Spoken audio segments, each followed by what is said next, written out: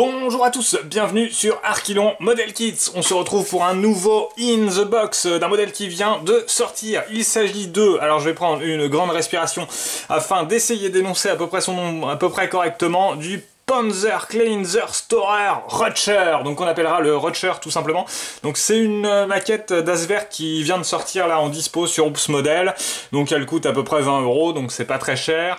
Voilà, je l'ai commandé on va dire lundi à 11 h, je l'ai reçu mardi à 8 h 30, donc impeccable, bref, bien arrivé, tout propre.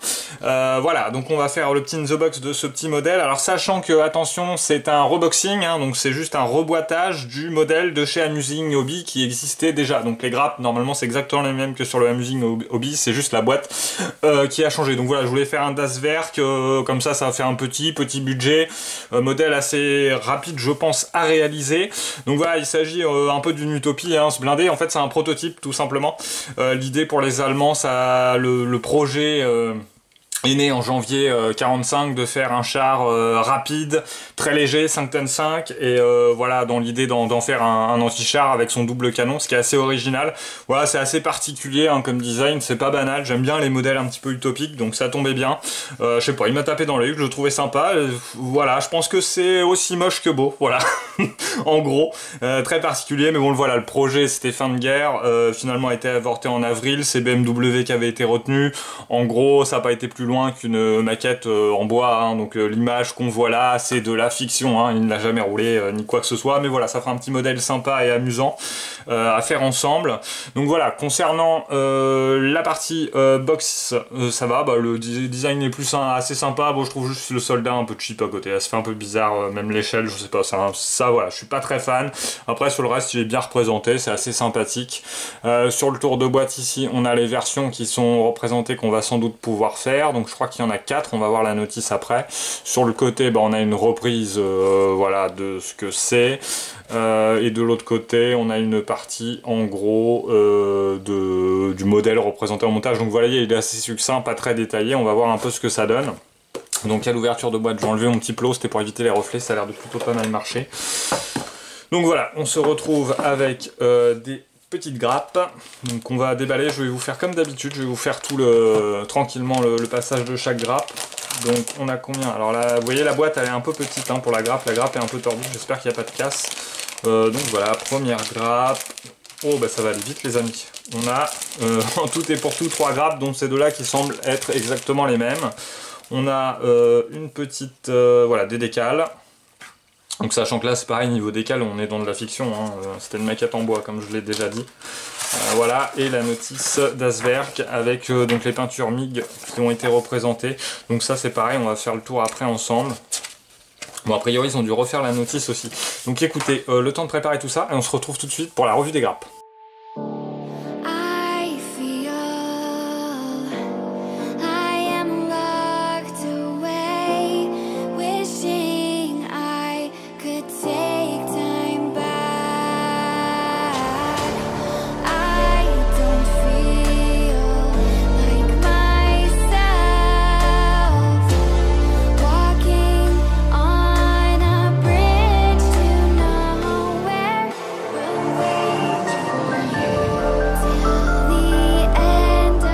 Donc vous voyez, hein, on a rapidement fait le tour des grappes, hein. Il y en a, je vous dis, 2 identiques et puis la grosse. Donc voilà, le niveau de détail honnêtement est franchement pas ouf quand même. Ça reste assez succinct, il y a un petit peu de flash sur les grosses pièces mais ça a l'air d'aller, donc on verra l'assemblage si ça se fait bien, hein. Je redis, hein, c'est du reboxing, hein, donc on est vraiment sur une maquette finalement Amusing Hobby. Après voilà, le travail de Aswerk c'était le reboîtage et puis de refaire une notice et puis de proposer différents schémas de couleurs.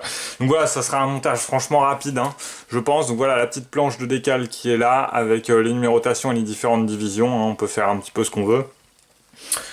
J'avais également acheté les masking stencils qui viennent de sortir aussi pour le camouflage en rond, là en petits points comme on voit sur le box art, voilà, pour faire les petits ronds. Donc moi je pense que je vais partir là-dessus, hein, vu que je les ai achetés, c'était l'idée, c'est assez sympa.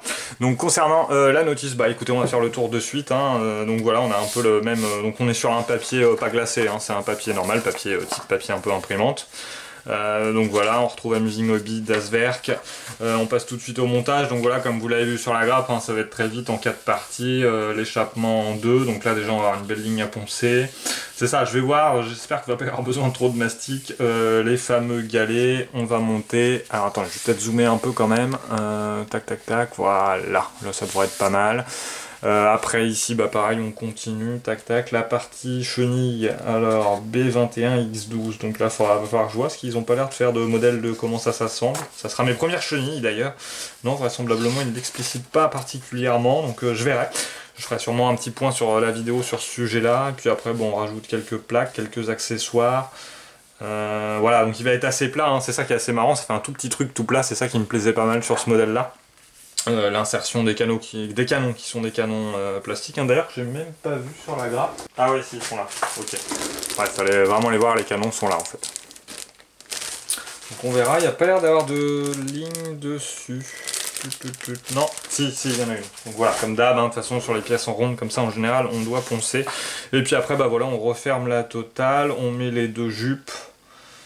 Tac tac, ouais, alors par contre sur ce modèle là on va pas trop pouvoir monter les chenilles à part ou voilà, donc on va juste par contre faire sûrement un peu de watering ici avant de fermer ça quoi. Je pense, faut que je vois, là vraiment niveau chenille je sais pas comment je vais procéder, en général c'est fait après. Et là donc on arrive aux différents modèles proposés. Donc moi c'est celui-là qui m'intéressait bien, qui est assez sympa, sachant qu'en termes de peinture j'avais déjà acheté toute la gamme Real Color pour les AFV allemands, pour les blindés allemands. Donc j'ai ça qui va coller très bien, hein, les trois couleurs, donc le jaune du dessous, les points verts, les points rouges, enfin rouge bordeaux, donc ça c'est cool. Voilà, puis gunmetal, tout ça j'ai. Donc il y a celui-là qui est proposé, il y a celui-là aussi qui est assez sympa, qui a pas mal de gueule quand même. Donc ils mettent pas particulièrement la division ou quoi, et je vous avouerai qu'honnêtement je ne les connais pas. Voilà, celui-là est assez sympa aussi, un peu zébré. Donc j'ai les trois couleurs aussi, mais bon là ça demande un peu plus. Voilà, celui-là me plaît bien, puis ça va aller parfaitement avec ça, hein. C'est fait pour les grandes bandes qui sont là, c'est les petits points là.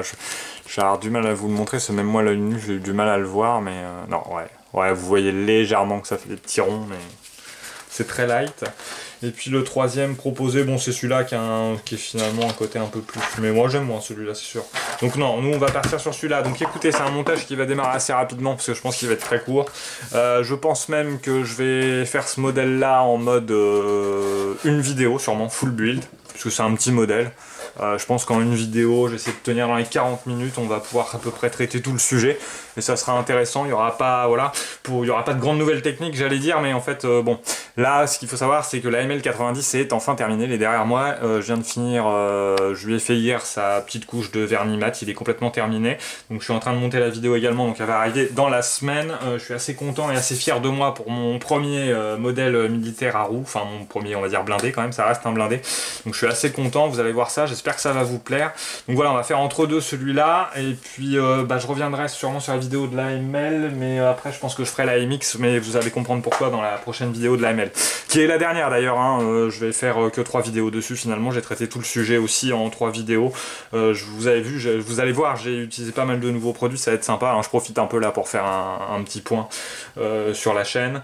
Voilà, donc écoutez, on se retrouve très vite pour la ML, et puis peut-être même pour un autre unboxing dans la semaine. Allez, sur ce, écoutez, je vous souhaite plein de bonnes choses. Merci toujours pour les abonnements qui ne cessent d'affluer, pour les pouces en l'air, tous vos petits commentaires, n'hésitez surtout pas. Je vous souhaite plein de bonnes choses et portez-vous bien, maquettez bien.